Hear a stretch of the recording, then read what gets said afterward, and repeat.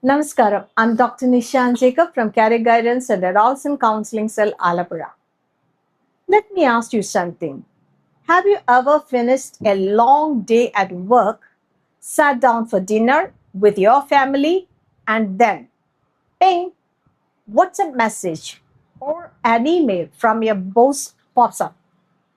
Suddenly, your mind is back in the office. In our digital world, the office is not just a building anymore, it's in our pockets. Today, we are discussing an important topic for everyone's mental health and career longevity, the right to disconnect.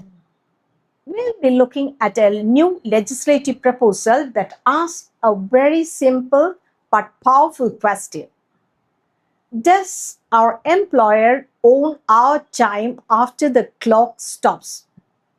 Our insights today come from an article co authored by two legal experts who understand the changing face of Indian labor law. Advocate Vandana Tiwari of Calcutta High Court and Advocate Avantika Shikla of Delhi High Court.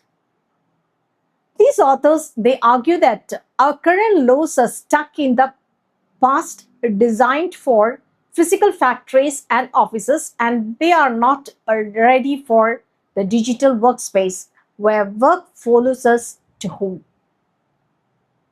India has recently consolidated its labor laws into four new codes, but the authors point out a major gap. Digital work is invisible. Current laws regulate physical workplaces, but they do not clearly define what constitutes work when you're answering emails on your couch. The ambiguity is that while there are rules for working hours and overtime, there is no clarity on whether responding to a quick digital message counts as work.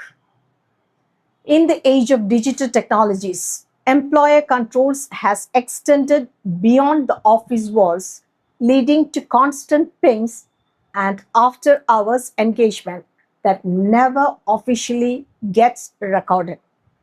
So, what's being proposed? A private member's bill has been introduced to establish a right to disconnect. The core idea is that it gives employees the legal right not to respond to work related calls or mails beyond prescribed working hours. The authors look at Europe for inspiration. In the European Union, standby periods and availability are treated as work if the employee can't truly relax. Bargaining and strict rest periods. Countries like France and Germany, they already have frameworks where digital communication is integrated into collective. The bill connects to Article 21 of our Constitution, the right to life and individual autonomy. It suggests that being able to disengage from work is essential for our freedom as human beings. I want to highlight that this is not just a legal issue, but it's a life issue. This is about protecting our family time. Work is important, but it should not come at the cost of our health or our relationships. As people were entering a hyper-connected workforce, learning to set boundaries early is a career skill.